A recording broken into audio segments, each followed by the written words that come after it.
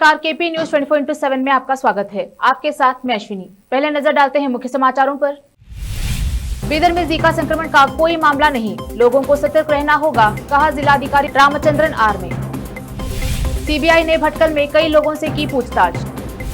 पाकिस्तान के नापाक इरादे, इंडिया में अशांति फैलाने के लिए लेबर्स पर टेरर अटैक करने की बना रहा योजना। कोरोना वायरस डाटा इंडिया, पिछले 24 घंटे में करीब 41,506 नए केस, 895 की हुई मौत।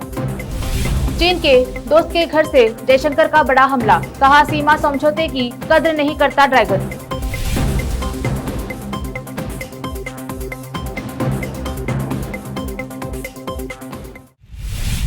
देखते हैं समाचार विस्तार से। पहले समाचार स्थानीय। बीदर जिला अधिकारी रामचंद्रन आर ने कहा कि केरल में पाया गया जीका वायरस का जिले में कोई मामला सामने नहीं आया है, जनता को सावधानी बरतनी चाहिए। उन्होंने कहा कि लोगों को मच्छरों से बचना चाहिए, इसके लिए लोगों को अपने परिसर को साफ रखना होगा। इसके अलावा घरों में कहीं पर भी पानी संग्रह किए वस्तुओं को साफ करना चाहिए। मच्छरों से बचने के लिए क्रम लेना होगा। बीदर में पिछले 4 दिनों से बारिश का सिलसिला जारी है। इस वर्ष जून के माह में बारिश के मौसम के शुरू होते ही 1-2 बार बारिश हुई थी, लेकिन जुलाई के माह के शुरुआत से ही जिले में बारिश का सिलसिला शुरू होने से जिले के किसान खुश हैं। लेकिन इस लगातार बारिश और धूप नहीं पड़ने से फसलों के नुकसान होने का खतरा भी मंडरा रहा है। जहां बारिश से किसान खुश है, वहीं शहर में रहने वाले लोग सड़कों पर जमा पानी और नालियों की गंदगी से परेशान हैं। देखते हैं समाचार राज्य के। मंड्या के श्रीरंगपट्टनम थाना पुलिस ने हत्या के मामले में 2 आरोपियों को गिरफ्तार किया है। पुलिस के अनुसार गजाम के कल्लम्मा कॉलोनी निवासी आनंद ने 1 महीने पहले गजाम निवासी पापण्णा व गजन्ना को पैसे उधार पर दिए थे। आनंद ने 1 सप्ताह पहले दोनों से पैसा वापस मांगा था। बुधवार रात को चिन्नायकनहल्ली गांव जाने वाली सड़क पर बुलाकर पापण्णा व गजन्ना ने आनंद की हत्या कर दी। पुलिस की पूछताछ में दोनों ने अपराध स्वीकार किया है। केंद्रीय जांच ब्यूरो की एक टीम पुणे में 2010 में हुए जर्मन बेकरी बम विस्फोट मामले से संबंधित कुछ दस्तावेजों और सबूतों की तलाश में उत्तर कन्नड़ जिले के भटकल पहुंची है। जर्मन बेकरी विस्फोट मामले में भटकल निवासी रियाज भटकल प्रमुख आरोपी हैं। इसका रिश्तेदार भटकल में बेकरी चलाता था। सीबीआई अधिकारियों ने बेकरी और अन्य जगहों पर जाकर छानबीन की। अधिकारियों ने कई इलाकों का दौरा किया और लोगों से पूछताछ की। बताया जाता है कि रियाज और इसका भाई इकबाल भटकल दोनों मुंबई में पैदा हुए थे। उनके परिवार का संबंध भटकल से था, इसलिए परिवार के सभी सदस्य नाम के साथ भटकल लगाते हैं। देखते हैं समाचार देश और दुनिया के। उत्तर प्रदेश में आज ब्लॉक प्रमुखों के लिए चुनाव हुए। इस दौरान कई जगहों पर हिंसा हुई। इन चुनावों के नतीजे आज शाम तक ही आ जाएंगे। इससे पहले 349 सीटों पर पहले ही निर्विरोध चुनाव हो चुका है। इस बीच उत्तर प्रदेश के इटावा, बाराबंकी और कानपुर सहित कई जगहों पर बवाल हुआ। इटावा के बड़पुरा ब्लॉक में सपा भाजपा की टक्कर में भारतीय जनता पार्टी के कार्यकर्ताओं के साथ पुलिस की झड़प हो गई। इस दौरान 2 दर्जन से अधिक राउंड फायरिंग की गई। एसपी सिटी को भाजपा कार्यकर्ताओं की तरफ से थप्पड़ मारने की खबर है। पुलिस की तरफ से जवाबी कार्रवाई के तौर पर आंसू गैस फायरिंग की गई और अतिरिक्त पुलिस फोर्स बुलाई गई। इस दौरान भाजपा सदर विधायक सरिता भदौरिया और जिला अध्यक्ष के साथ पुलिस की जमकर कहासुनी हुई। उत्तराखंड में चुनाव के मद्देनजर अपने दौरे से 1 दिन पहले दिल्ली के मुख्यमंत्री अरविंद केजरीवाल ने शनिवार को लोगों से पूछा कि बिजली का उत्पादन करने वाले राज्य के लोगों को राष्ट्रीय राजधानी के वासियों की तरह मुफ्त में बिजली क्यों नहीं मिल सकती। अरविंद केजरीवाल ने ट्वीट किया, उत्तराखंड खुद बिजली बनाता है, दूसरे राज्यों को बेचता भी है, फिर उत्तराखंड के लोगों को इतनी महंगी बिजली क्यों? दिल्ली अपनी बिजली नहीं बनाता, दूसरे राज्यों से खरीदता है, फिर भी दिल्ली में बिजली फ्री है। क्या उत्तराखंड वासियों को फ्री बिजली नहीं मिलनी चाहिए? कल देहरादून में मिलते हैं। अब समय है एक छोटे से ब्रेक का।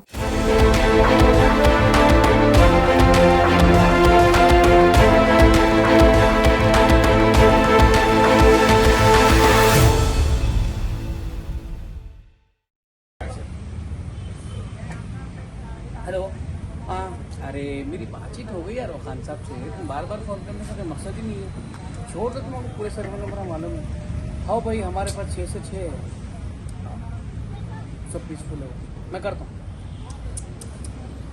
किस पर? आवाज़।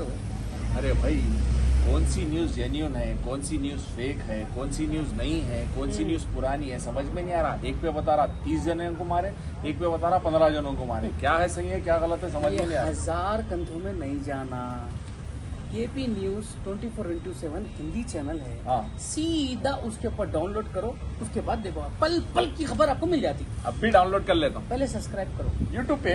यस। आप लोग भी KP news 24/7 Hindi news channel है, इसको सब्सक्राइब करिए, अप टू डेट रहिए। जल्दी कीजिए।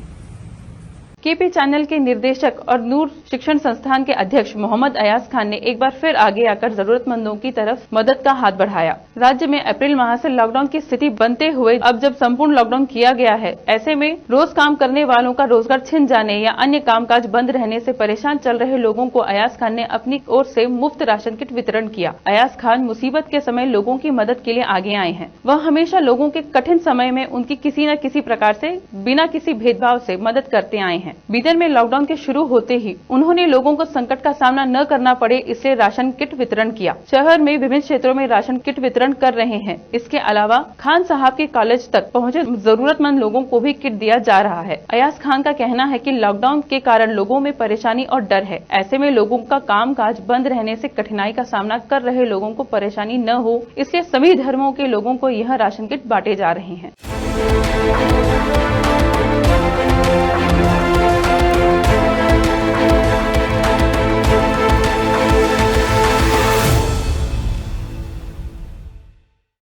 ब्रेक के बाद फिर एक बार आपका स्वागत है। आइए देखते हैं आगे के समाचार। प्रधानमंत्री नरेंद्र मोदी ने वियतनाम के पूर्व सुरक्षा अधिकारी और वहां की कम्युनिस्ट पार्टी के नेता फाम मिन चिन को प्रधानमंत्री बनने पर बधाई दी। पीएम मोदी ने विश्वास जताया कि उनके कुशल निर्देशन में दोनों देशों के बीच सामरिक साझेदारी और भी मजबूत होगी। पाकिस्तान एक बार फिर भारत में अपनी नापाक करतूत को अंजाम देने की तैयारी में है। हालांकि इंटेलिजेंस को उसके इन घिनौने कामों की भनक लग गई है और इसे लेकर संबंधित एजेंसियों को अलर्ट भी कर दिया गया है। खुफिया जानकारी के मुताबिक आईएसआई के एक ऑपरेटिव के एक आतंकवादी ने उन ट्रेनों को निशाना बनाने के लिए कहा है जिनमें यूपी और बिहार के मजदूर यात्रा करते हैं। देश में कोरोना का संकट जारी है। महामारी का खतरा अभी टला ही नहीं। पिछले कुछ दिनों से रोजाना 40,000 से ज्यादा लोग कोरोना से संक्रमित हो रहे हैं। वहीं स्वास्थ्य मंत्रालय के ताजा आंकड़ों के अनुसार पिछले 24 घंटे में 41,506 नए कोरोना केस आए और 895 संक्रमितों की जान चली गई है। इससे पहले शुक्रवार को 42,766 नए केस आए थे।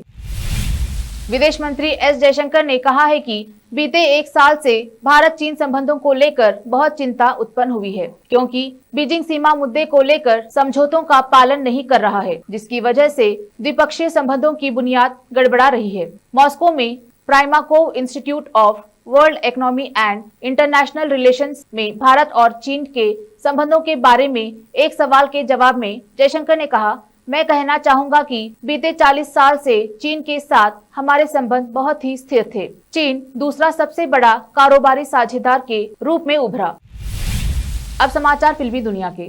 साउथ स्टार रामचरण ने दोबारा शुरू की आचार्य की शूटिंग। काजल अग्रवाल, पूजा हेगड़े और सोनू सूद भी आएंगे नजर। विक्रम के फर्स्ट लुक पोस्टर में फहद फासिल, विजय सेतुपति के साथ नजर आए कमल हासन। देखते हैं खेल जगत के समाचार। अर्जेंटीना ने ब्राजील को हराकर जीता Copa America final. Lionel Messi का सपना हुआ साकार। हेटमायर की तूफानी पारी के चलते विंडीज ने चटाई कंगारुओं को धूल। सीरीज में 2-0 से आगे। अंत में समाचार बाजार के। कोविड-19 की वजह से राज्यों में लगे लॉकडाउन में ढील के साथ भारत में जून में ईंधन की मांग फिर से बढ़ गई। इससे पहले मई में 9 महीने में ईंधन की मांग सबसे कम रही थी। पेट्रोलियम और प्राकृतिक गैस मंत्रालय के पेट्रोलियम योजना एवं विश्लेषण प्रकोष्ठ के आंकड़े के मुताबिक जून 2020 के मुकाबले इस साल जून में ईंधन की खपत 1.5% की वृद्धि के साथ 1.63 करोड़ टन रही। जून में पेट्रोल की बिक्री सालाना आधार पर 5.6% की वृद्धि के साथ 24 लाख टन थी। मई में 19.9 लाख टन की बिक्री से यह 21% की वृद्धि है। देश में सबसे ज्यादा इस्तेमाल किए जाने वाले ईंधन डीजल की बिक्री मई से 12% बढ़कर 62 लाख टन हो गई, लेकिन यह जून 2020 से 1.5% और जून 2019 से 18.8% कम है। इस साल मार्च के बाद पहली बार किसी महीने में ईंधन की मांग में वृद्धि दर्ज की गई है। फिर से एक नजर मुख्य समाचारों पर। बीदर में जीका संक्रमण का कोई मामला नहीं, लोगों को सतर्क रहना होगा, कहा जिलाधिकारी रामचंद्रन आर ने। सीबीआई ने भटकल में कई लोगों से की पूछताछ। पाकिस्तान के नापाक इरादे, इंडिया में अशांति फैलाने के लिए लेबर्स पर टेरर अटैक करने की बना रहा योजना। कोरोना वायरस डाटा इंडिया, पिछले 24 घंटे में करीब 41,506 नए केस, 895 की हुई मौत। चीन के दोस्त के घर से जयशंकर का बड़ा हमला, कहा सीमा समझौते की कद्र नहीं करता ड्रैगन।